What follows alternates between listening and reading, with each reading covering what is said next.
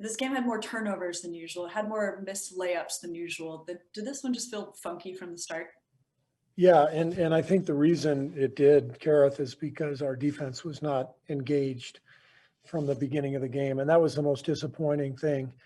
I thought we had really established something defensively over the last 5 or 6 games, and we didn't have the same level of physicality and fight in us in that first quarter. Especially, we gave up 37, and that was the difference in the game. I thought our guys did a really good job of trying to fight back throughout the game, and several times we got it down to 6-7 points, but couldn't get over the hump. But it's a difficult thing to do on the road against a good team when you put yourself in a hole like that. Steve, how much of that had to do, if anything, with just Denver kind of being a funky team? I mean, Nikola Jokic runs the offense. They're so different than most other teams. Well, they're a great offensive team. I think they came into tonight number 2 in the league in offensive efficiency, and Jokic is a tremendous player, and they are difficult to guard. But we can tell from the sidelines pretty quickly every game, are we engaged or not? And for whatever reason, we were not engaged tonight, and that was disappointing. How do you fix that, Steve? Ask them to engage. Well, this was a tough game defensively, and Draymond takes a lot of pride in being the anchor of the defense. Do you think he'll take this outcome hard? Was this a tough game for Draymond? I do.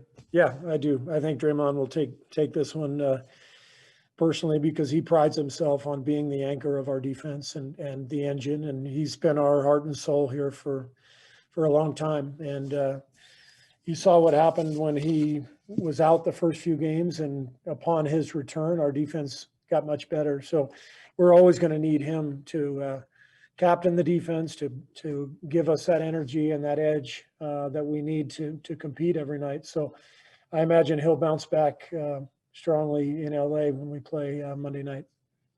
Steve, was there a concerted effort to kind of get Steph going offensively tonight? I mean, he dropped 12 of his 35 right in the first frame. Not really. I mean, I think Steph he's too established with who he is to really worry about anything. We drew up a couple plays early in the game just because we saw something that we liked, but Steph he's just who he is. So if he has a tough shooting night, you can almost bank on him having a good shooting night the next game. Do you think he's taken some of the talk about the box and one and just how teams have really guarded him as of late? Like, do you think he's taken any of that personally at all? No. He's been doing this a long time. Like I said, he's seen everything. He's won championships. He's had season-ending injuries.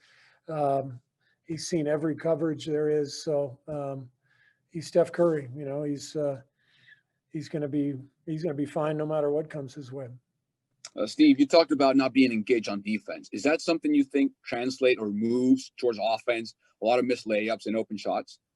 Yeah, I do. I think a lot of times the game sort of travels in the direction of your engagement, your effort at the defensive end. There's kind of a karma to the game, and if you're not fighting, you're not competing for whatever reason, shots tend to not go down. Maybe you don't get calls, whatever. You gotta earn a victory in this league. It's hard to win in the NBA, and we didn't earn anything tonight. What do you think was the biggest problem for that unit that closed the first and third quarters? That's kind of where you guys seem to lose the game.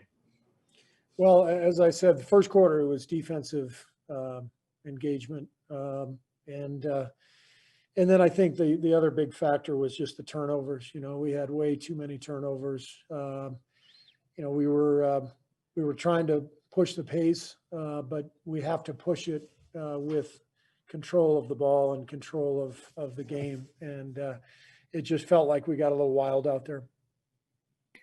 Is there, Wiseman's such a weapon, obviously, offensively, has a good night tonight, but it does seem at times maybe you guys might be trying to force feed him, tight window passes, stuff like that. It seems where some of the turnovers were. Yeah, I think so. I don't think our guys are comfortable yet throwing lobs to him. And so as a result, last game and tonight, we've tried to bounce passes to him in the lane. We've tried to thread the needle. And some of that is just the connection that has to be made. James has to figure out the spacing on those plays. Young guys tend to get too close to the rim. They want to get right next to the rim when somebody's driving, and sometimes it's actually better to space out a little bit, get to the dunker spot, 6-8 feet, outside the hoop, and give the passer an angle. So all of those things are going to come as he gains more experience and our guys get more comfortable playing with him. But I love what James is doing. I mean, he's such a talented guy, and he's absorbing everything every day. He's working so hard. It's pretty dramatic, I think, his improvement from the first day he came into our facility to now, which is only like 5 weeks or so. You mentioned that tonight would be a learning opportunity for him going up against Nikola Jokic. What did anything stand out to you tonight? How do you think he did? Well, it's a great lesson for him. Jokic is obviously an all-star and MVP candidate. I thought James did a pretty good job staying down and not biting on fakes and using his athleticism. But at this point, Nikola is so far advanced in just the details of the game that there wasn't any way James was going to slow him down. But I thought he did some good things out there. Steve, just to follow up on Steph real quickly, this is the first time all year that he's had 30 or more and you guys have lost.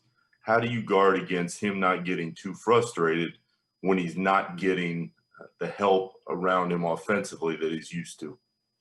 I just think, Nick, it's just a matter of our team connecting and figuring out, who we are and what we are. And it's going to take some time, because of the moving parts, new additions, also, trying to ease James along. And, so you look at Steph's line. I mean, obviously, great scoring night, 35 points, but 7 turnovers. Draymond had 5. Like we're not really in sync yet, and that's going to take time. And that's why the main takeaway for me from this game was that we lost our defensive physicality, because that's what's going to keep us in every game.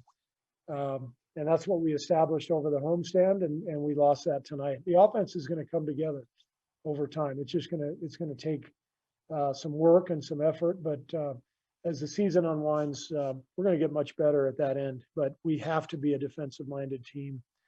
We have to be engaged and competitive, and we weren't tonight.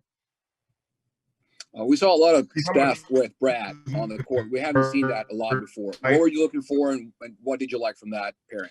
Well, we like the fact that Brad can handle the ball and also make plays off of Steph's penetration. When they play together, we kind of have 2 playmakers out there, and Brad's really good at getting into the paint, drive and kicking.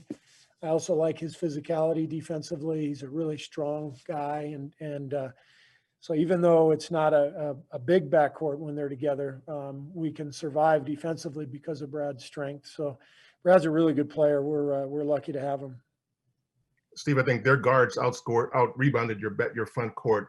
When that happens, how hard is it to sustain anything offensively to get going? Yeah, I mean, we struggled on the glass tonight and gave up 10 offensive boards. And again, everything is the tone is set in the first quarter with your defense. That affects every aspect of the game, and I think that's where we lost the game tonight.